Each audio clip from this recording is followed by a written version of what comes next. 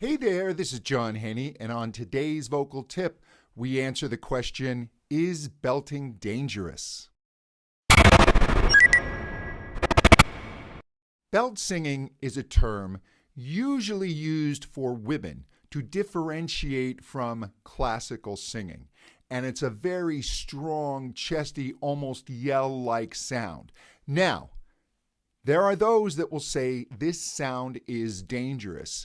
And my answer is, yeah, it can be if it's not done properly.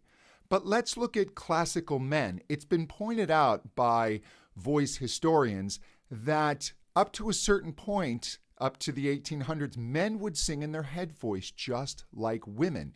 And it wasn't until the 1800s that men began to sing high notes in their full voice. In other words, they began to belt. So we have a long history of teaching men how to safely belt.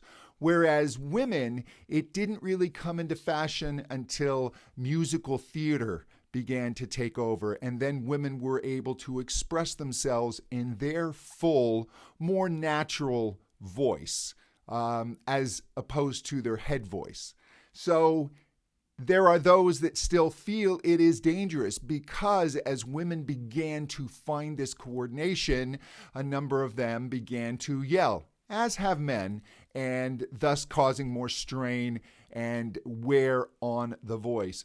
But you can do it safely. The key is understanding vowel tuning so that you get the right resonance adjustment so that you're not acoustically in a pure yell. So that's the key.